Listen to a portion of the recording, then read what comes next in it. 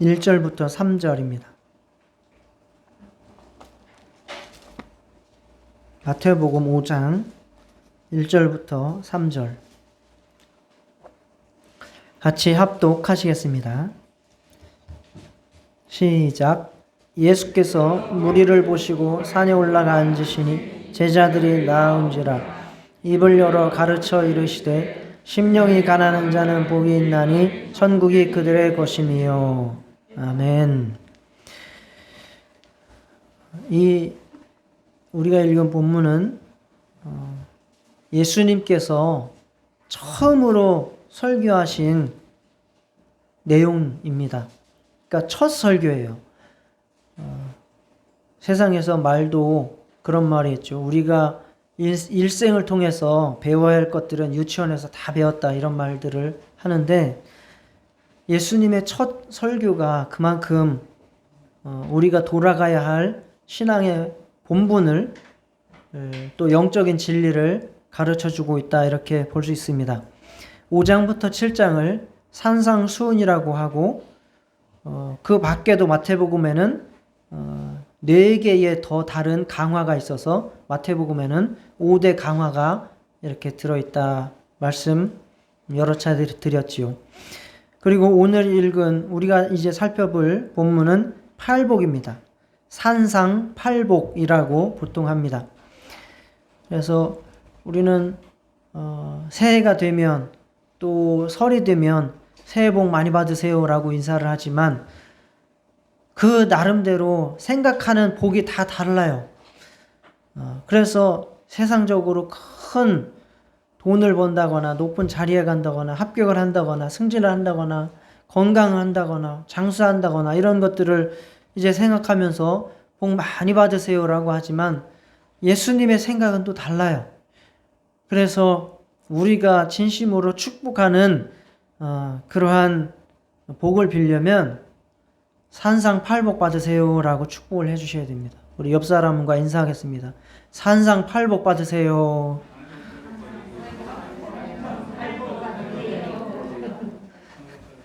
네, 아멘 하셨습니까, 옆에 사람? 아유. 네, 산상팔복을 받으면 거의 육체적으로는 저주에 가까운 삶을 살게 되거든요. 예, 어쨌든 그것이 바로 인간의 생각과 하나님의 생각이 다름을 우리가 알 수 있습니다.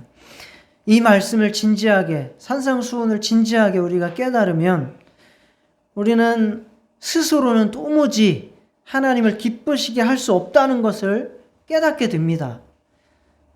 내가 의롭다함을 얻을 수 없다, 이룰 수 없다는 것을 깨닫게 되고 우리는 예수를 의지하게 됩니다.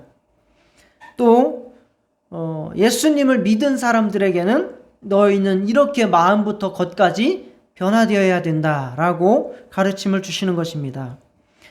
그래서 율법은 우리를 예수께로 인도하죠.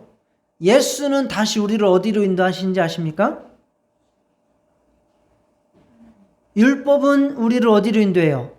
예수께로 인도하죠. 예수는 또 우리를 어디로 인도하십니까? 율법으로 인도합니다. 산상수훈은 율법의 완성이잖아요.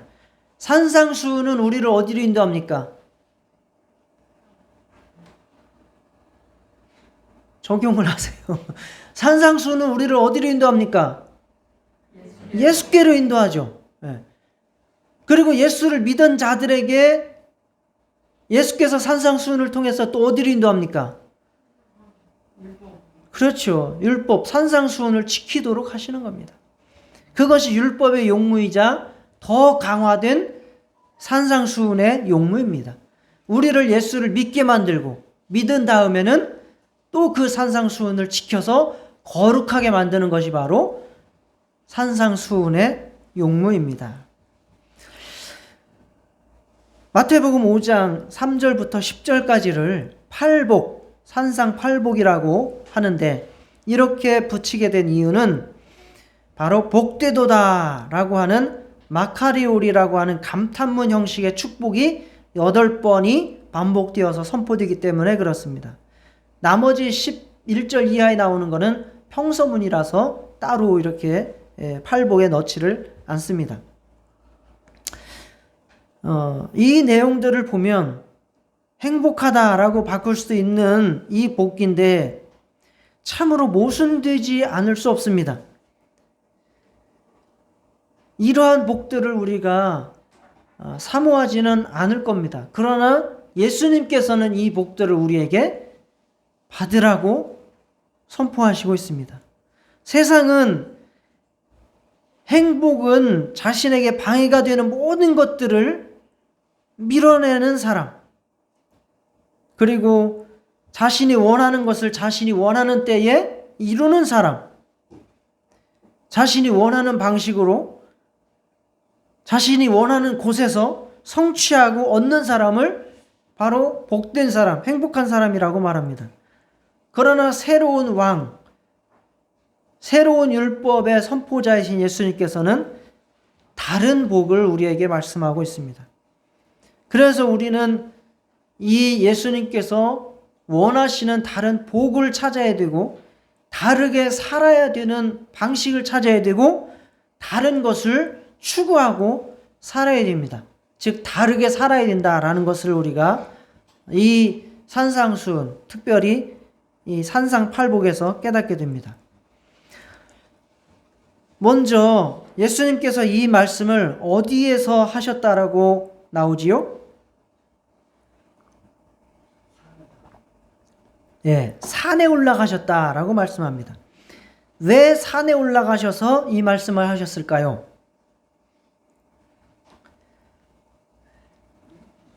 하나님의 임재와 계시를 경험하는. 맞습니다. 맞습니다. 산이라고 하는 것은 바로 하나님의 임재와 계시를 경험하는 거룩한 장소이기 때문에 그렇습니다. 여러 성경의 사건들이 그런 것들을 우리에게 이렇게 증거해 주시고 있고, 대표적인 사건으로 모세가 어디에서 부름을 받았죠? 두 가지로 갈렸네요. 두 파가 있네요. 호렙산에서 부름을 받았죠? 그리고 어디에서 계시, 율법을 받았습니까? 시내산에서 받았습니다.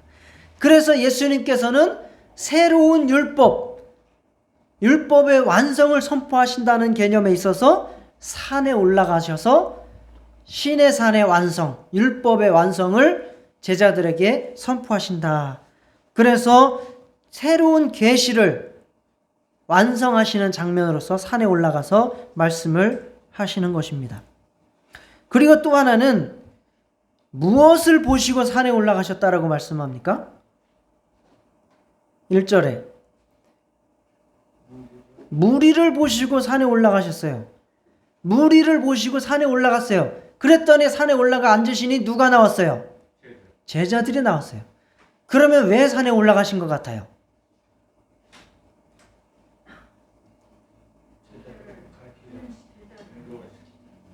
무리를 떨궈버린 거예요. 무리를 떨궈버린 겁니다. 잘 보시면 마태복음 4장 23절부터 25절까지 예수님께서 공생애를 시작하시고 몇 개월 동안 갈릴리 인근에서 막 병 고치는 역사를 많이 하셨어요. 그래서 그걸 보고 수많은 사람들이 예수님께 몰려들었어요. 왜? 병 고침 받으려고. 수많은 무리가 따랐다라고 했습니다. 그리고 또 8장 산상수훈이 끝나자마자 8장 1절에 보면 예수께서 산에서 내려오시니 수많은 무리가 따르니라 그랬어요. 산에 올라가면 무리가 없고 산에서 내려오면 무리가 있어요. 그럼 산에는 누구만 올라간 거예요? 예수님과 제자들만 있었다는 거예요. 자, 어디까지 따라갈 것인가? 이것이 또한 관건이라는 것입니다. 제자들과 무리는 다릅니다. 무리는 오클로스라고 하는 단어인데 그냥 모인 사람들이에요. 왜 모였어요? 병 고치고 얻어먹고 자기 이득이 있을까 해서 모인 사람들이에요. 그러나 제자는 마테테스라고 해가지고 배우러 온 사람이라는 뜻이에요. 배우러 온 사람. 말씀을 배우고 예수님을 따르고자 온 사람들이라는 겁니다. 무리들에게는 산상수훈과 같은 말씀은 관심 밖이에요. 들을 필요도 없어요. 귀찮기만 해요. 졸립기만 해요. 도무지 나하고는 상관없는 거예요. 그러나 제자에게는 아주 요긴한 말씀이고 필요한 말씀이 되는 겁니다. 그래서 산으로 올라가시면서 무리들은 당연히 떨어지게 된 거예요. 무리들이 산에 올라가지고 계속 쫓아다니고 병 고쳐달라고 오면 말씀을 제대로 가르칠 수가 없겠지요. 요즘도 무리 신앙과 제자 신앙이 구분되는 겁니다. 무리들 신앙은 내가 원하고 바라는 목적이 있어서 교회에 나오고 기도하고 헌금하고 봉사하는 신앙입니다. 그래서 목적한 것을 얻으면 내가 열심히 해서 자기의 의로 삼고 얻지 못하면 뭐 이런 게 다 있어 하고 교회를 나가버리면 그만입니다. 그러나 제자들 신앙은 주님 자체가 목적입니다. 그 밖의 것들은 주셔도 좋고 안 주셔도 괜찮습니다. 하나님의 뜻입니다. 주님과 함께하는 것 자체가 행복이고 주님의 말씀을 지키는 것이 나의 생명입니다. 영생의 행복을 찾은 사람들이 제자이고 그들은 주님의 말씀을 추구하고 순종합니다. 여러분은 무리입니까? 제자입니까? 제자가 되시기를 축원합니다. 우리나라 선교 초기에 먹거리 문제를 해결하려고 교회에 나오는 많은 사람들이 있었죠. 당연히 많았죠. 그런 사람들을 선교사들이 일컬어서 쌀교인이다라고 불렀습니다. 금강 하류에 위치한 익산에 두동리 마을이라고 하는 곳이 있습니다. 그곳에는 박재신이라고 하는 어마어마한 부자 그리고 관직에도 있었던 사람이 있었는데요. 그 사람 집 주변으로 30리 밖으로 30리는 그의 땅을 밟지 않고는 다닐 수가 없을 만큼 30리면은 몇 킬로입니까? 10리가 몇 킬로예요?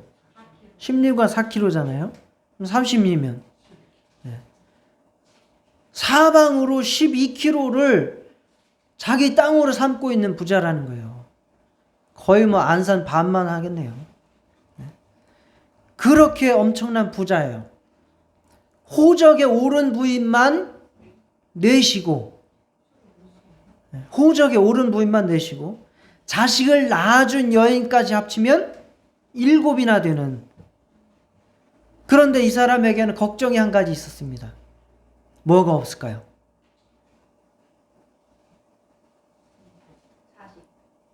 어디서 읽었구나. 예. 자식이 없어요. 아들이 없어요. 아들이. 자식이 없다기보다 아들이 없어요. 그 고민을 가지고 있었습니다. 그런데 이제 그 지역에도 선교사들이 정해가지고 이제 전도 활동을 많이 하게 됐는데 그곳에서 멀리 떨어진 곳에서 전도를 시작했던 안순애라고 하는 전도 부인이 이 마을에 와서 전도를 하기 시작했습니다. 예수 믿으면 집안이 복을 받고 자식도 얻을 수 있어요. 라고 이제 교회를 나올 수 있도록 그렇게 이제 혹하는 말로 전도를 한 것이죠. 그러니까 박재신의 부인 몇몇이 관심이 생길 거예요. 여기서 내가 아들만 낳을 수 있다면 나도 팔자 고치고 뭐 이제 이렇게 될 텐데 해가지고 부인 몇몇이 그 아들을 얻고 싶은 욕심이 생겨가지고 거기서부터 10리나 떨어진 다른 지역에 있는 교회, 부곡교회를, 여기 있는 부곡교회 아니고 익산에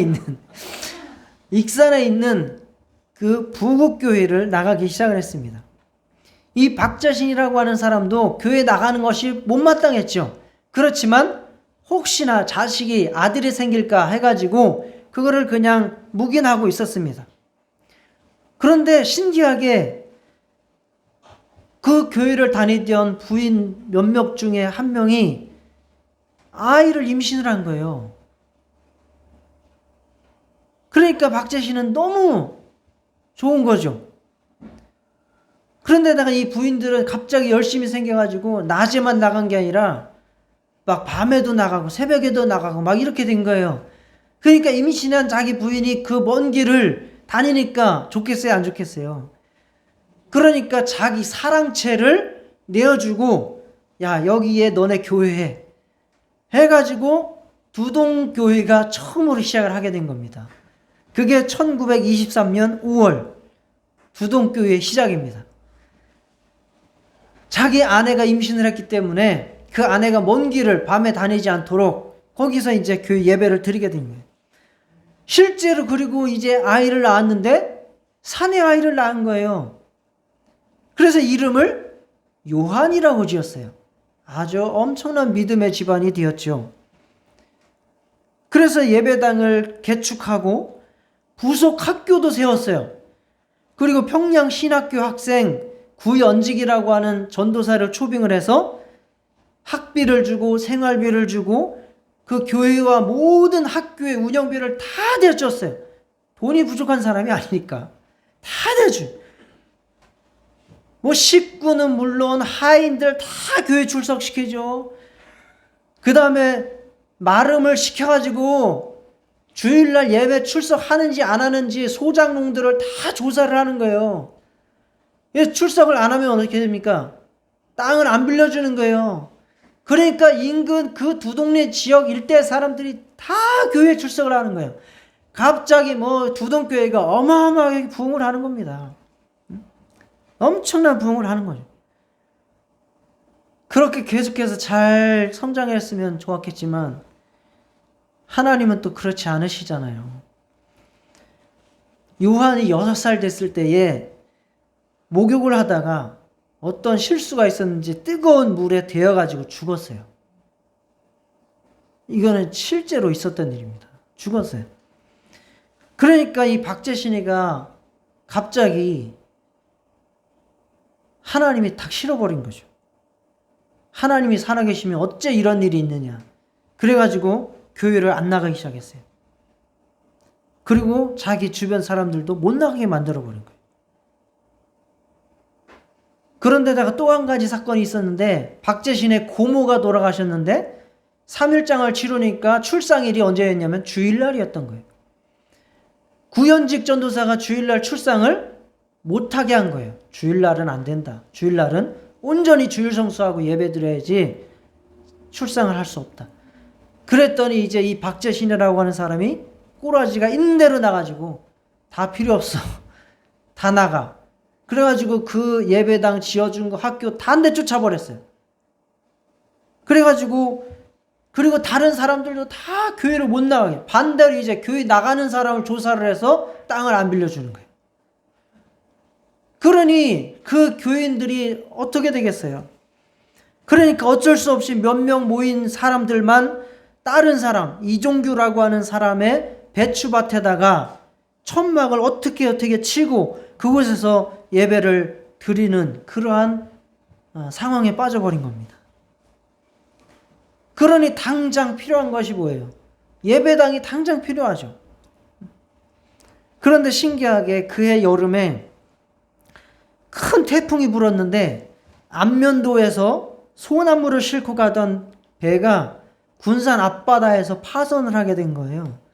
그래서 실렸던 목재들이 다 쏟아져 가지고 그 풍랑에 의해서 밀려가지고 금강 성당포 나루 두동마을 입구에 그게 쌓여버린 거예요.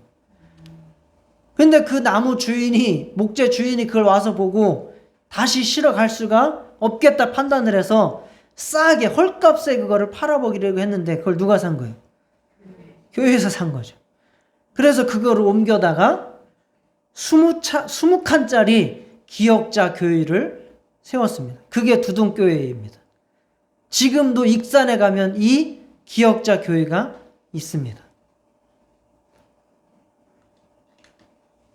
이겁니다. 물론 지금 사용은 안 합니다. 이 앞쪽에 벽돌로 지은 새로운 교회가 있고, 이것은 그때 지은 그 목재로 지은 그 교회입니다. 그리고 이 교회는 기독교 사적 4호로 지금 선정돼서 보존을 하고 있습니다. 이것이 바로 무리교인, 자기가 원하는 것을 얻기 위해서 신앙생활을 하던 사람들을 흘러버리고 정말 알곡교인, 제자된 사람들만이 모여가지고 교회를 세운 그러한 산 증거가 되는 교회가 바로 이 두둥교회입니다. 올 한 해 우리들도 무리에서 제자로, 쌀교인에서 말씀교인으로 성장하는 한 해 되시기를 축원합니다. 복, 세상 사람들이 말하는 그 복이라고 하는 것은 상황에 따라서 바뀌는 거예요. 그래서 상황에 따라서 어떤 때는 복을 받기도 하고, 어떤 때는 그 복을 또 다른 사람들이 빼앗아가기도 하고, 생겼다가 없어졌다 합니다. 그러나 그리스도인의 복, 그리스도인의 행복은 그 누구도 손댈 수 없는, 공격할 수 없는 그러한 참 복입니다. 더 나아가서 이 복이라고 하는 것이 바로 하나님의 성품을 말할 때 그 복을 말씀하고 있습니다. 디모데전서 1장 11절에도 이 교훈은 내게 맡기신 바 복되신 하나님의 영광의 복음을 따르기니라 하시면서 복되신 하나님이라고 말씀을 한 거예요. 하나님을 복되신 분이라고 말씀을 한 겁니다. 디모데전서 6장에도 말씀하십니다. 하나님은 복되시고 유일하신 주권자시며, 우리가 추구하는 복은 하나님의 성품을 같이 공유하는 것이고 하나님의 행복에 나도 참여하는 그러한 어마어마한 축복을 말하는 겁니다. 세상에서 누군가가 조금 노력해서 얻을 수 있는 그러한 일순간의 짧은 복을 말하는 것이 아닙니다. 정말 하나님의 성품과 하나님이 가지신 그 복을 우리도 갖게 된다는 사실을 정말 사모하시고 그 복에 동참하실 수 있기를 바랍니다. 바로 베드로후서 1장 4절에도 세상에서 썩어질 것을 피하여 신성한 성품에 참여하는 자가 되게 하려 하셨느니라. 그래서 우리에게 믿음을 주셨다라고 말씀하거든요. 신성한 성품에 참여하는, 하나님의 복되신 그 성품에 참여하는, 바로 그것이 우리가 가지고 있는 복입니다. 주 예수 그리스도의 성품과 똑같은 행복, 내적 만족을 누릴 수 있는 그러한 복을 받으실 수 있기를 축원합니다. 이것은 무리의 신앙이 추구하는 복이 아닙니다. 제자의 신앙을 얻은 사람이 바로 누릴 수 있는 복입니다. 이 복의 결과는 천국을 소유하는 것이다라고 말씀합니다. 이 복을 소유하면 내 안에 천국이 이루어질 뿐만 아니라 또한 죽어서도 천국을 확보하는 그러한 놀라운 영적 복입니다. 이 복을 소유하기 위해서는 우리가 심령이 가난해야 된다라고 말씀을 하고 있습니다. 심령이 가난한 자, 하나님은 천지를 창조하실 때에 사람을 지으시고 거기에다가 자기의 영을 불어넣으셨습니다. 그래서 생명이 되게 하셨습니다. 인간은 그 영을 통해서 하나님의 마음과 생각과 뜻을 알고 하나님의 의지를 파악을 해서 그 하나님과 교통하는 그러한 영적 생활을 할 수 있게 되었습니다. 그렇지만 그 인간이 하나님의 말씀을 거부하고 그 생명을 끊어버림으로 말미암아 하나님과 단절됨으로, 타락함으로 그 영이 죽은 영혼, 하나님과 교통할 수 없는 영혼이 된 것입니다. 영원한 복을 잃어버린 자가 된 것입니다. 이것이 바로 가난입니다. 가난이라고 하는 것이 잠깐 돈이 없다, 잠깐 먹고 살기 힘들다 라고 하는 가난 정도가 아닙니다. 아예 하나님과 단절되어서 도무지 우리에게 영원한 생명이 없는 상태, 하나님과 도무지 함께할 수 없는 저주받은 상태에 있는 것이 가난이라는 겁니다. 그래서 성경에는 가난이라고 하는 용어가 두 가지가 나와요. 하나는 프토코스입니다. 이 프토코스라고 하는 것은 절대로 없어서는 안 될 그것이 없는 그러한 가난이에요. 반드시 있어야 할 그것이 없는 그러한 상태의 가난이 바로 프토코스입니다. 우리의 영혼이 하나님 앞에서 저주받은 상태, 천국을 잃어버린 상태, 죄의 지음으로 말미암아 하나님과 단절된 상태를 말하는 겁니다. 또 다른 가난, 페네스는 일상생활에서 필요한 것이 없는 상태, 불편하지만 없어도 생명에는 지장이 없는 그러한 상태의 가난을 페네스라고 말합니다. 이 페네스는 내가 스스로 열심히 노력하면은 살아갈 수 있는 상태의 가난을 말하는 거예요. 그렇지만 프토코스는 내가 아무리 노력하고 아무리 열심히 살아도 도무지 일어날 수 없는, 살아갈 수 없는 상태의 가난을 프토코스라고 말합니다. 그러면 여기서 심령이 가난한 자는 복이 있나니 라고 할 때의 이 가난은 프토코스를 말할까요? 페네스를 말할까요? 네. 당연히 프토코스의 용어를 사용하고 있습니다. 우리는 먹고 사는데 큰 지장 없고, 아무리 없어도 요즘 사회보장제도, 복지제도가 잘 돼 있어서 먹고 살 수 있잖아요. 그러니까 절대 빈곤은 별로 없습니다. 그러니까 우리는 가난하지 않아. 나는 스스로 먹고 살 수 있어 라고 생각할 수 있을지 모릅니다. 그것이 심령이 가난하지 못한 상태라는 거예요. 내가 프토코스의 상태, 내 안에 생명이 없고 하나님이 없어서 정말 지옥 상태, 혼돈, 어둠이 가득 찬 상태인 것을 깨닫는 심령이 가난한 심령인데, 그것을 깨닫지 못하는 심령, 그것이 바로 심령의 가난함이 없는 상태를 말하는 겁니다. 우리 중 누구도 정말 하나님의 도움 없이 내가 살 수 있다라고 하는 교만한 마음이 있다면 속히 버리시고 가난한 심령 되시기를 축원합니다. 우리 중 누구도 남의 도움 없이 살 수 있는 사람 아무도 없습니다.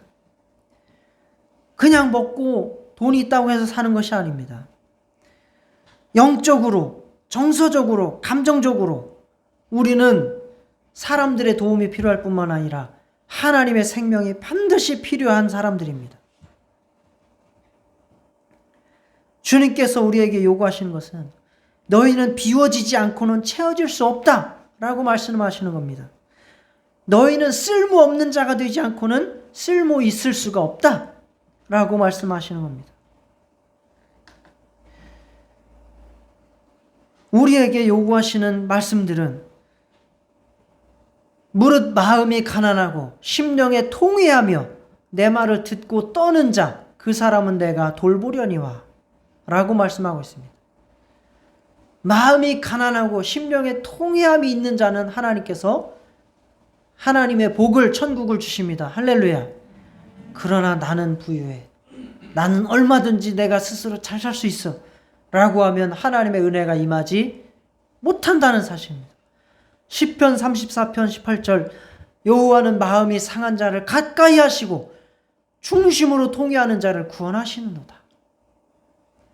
하나님 앞에서 마음이 상한 자, 왜 마음이 상합니까?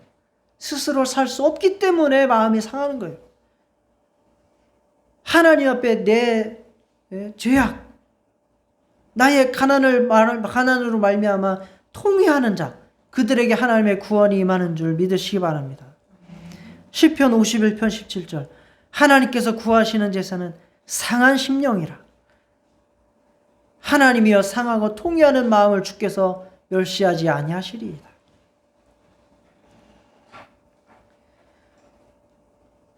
주님이 우리를 돕기 위해서 먼저 우리가 해야 될 것이 있다면 나를 비우는 것입니다. 나를 비우는 것이 곧 나의 죽은 것을 아는 거예요.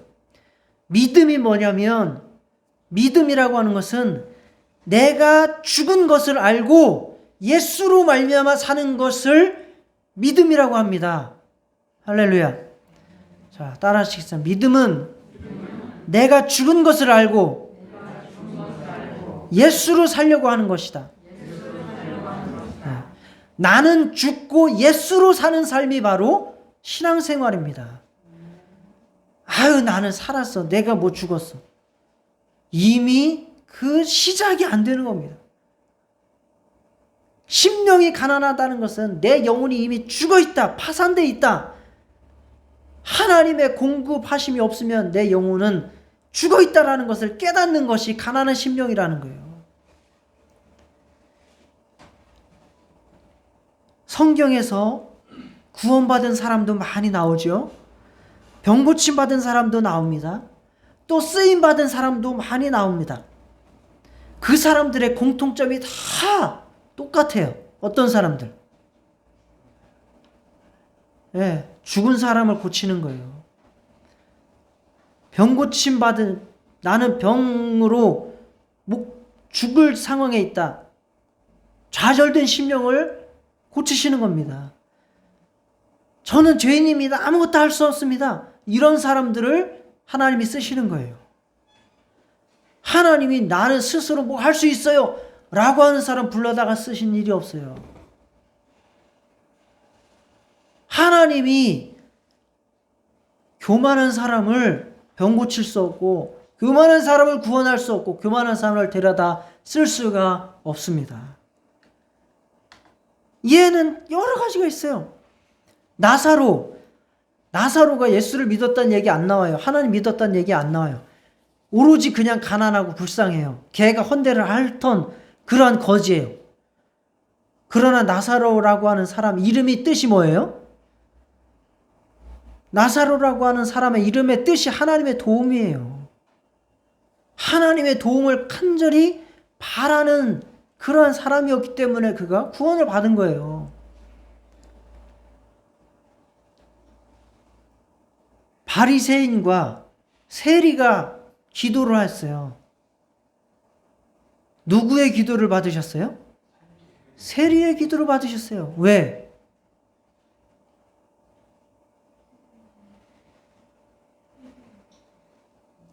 자기를 높이는 자는 낮아지고 자기를 낮추는 자는 높아지리라 라고 하는 예수님의 말씀 때문에 그런 거예요. 1만 달란트의 비유 잘 아시죠? 1만 달란트 빚진 자가 있는데 그 사람을 주인이 어떻게 해줬어요? 탕감해줬죠. 그런데 결국 그 탕감받은 그 1만 달란트 빚지었던 그 사람 구원 받았어요? 못 받았어요? 못 받았어요. 왜요?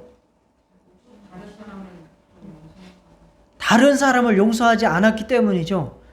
그건 결과예요. 그 결과 이전에 어떤 마음을 가지고 있었는지 보세요. 마태복음 18장 26절을 같이 읽겠습니다. 시작. 그 종이 엎드려 절하며 이르되 내게 참으소서 다 갚으리이다. 1만 달란트 빚진 사람 너 왜 안 갚아? 그랬더니 1만 달란트 빚진 사람이 주인한테 뭐라고 그랬다는 거예요? 아유, 조금만 참아주세요. 제가 다 갚을게요 라고 했다는 거예요. 그 상태 구원받을 수 있어요? 없어요?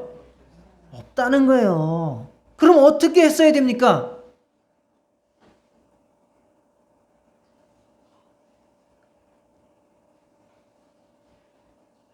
두 손 두 발 다 들고 항복이요. 저는 죽었습니다, 주인님. 저는 도무지 내 목숨을 팔아도 안 되고요. 전 재산을 팔아도 안 되고요. 제 일평생 노동을 해도 안 되고요. 은행을 털어도 안 돼요. 저는 무엇을 해도 갚을 수 없어요. 그랬으면 어떻게 됐을까요? 그러면 그 심령이 가난한 상태가 돼가지고 은혜를 받았어요. 그랬으면 어떻게 됐을까요?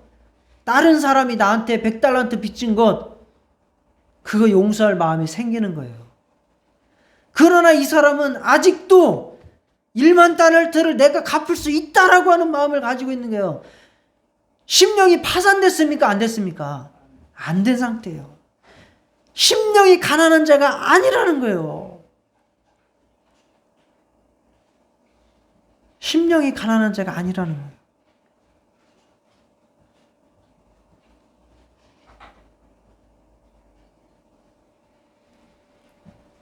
여러분, 우리는 하나님 앞에 심령이 가난한 자 되셔서 천국을 소유하시는 놀라운 축복을 소유하시기를 축원합니다. 이 시간 다 같이 기도하시겠습니다. 주님, 나는 혼자서는 살 수 없는 영적으로 파산한 상태입니다. 나의 가난한 심령 그대로 보여드리오니 나를 산 위로 부르시고 가르쳐 주시옵소서. 나는 주님의 보혈 아니면 살 수 없습니다. 나는 주님의 말씀 아니면 생명을 유지할 수 없습니다. 무리가 아닌 제자로서 하나님을 따르기를 원합니다. 다 같이 기도하시겠습니다.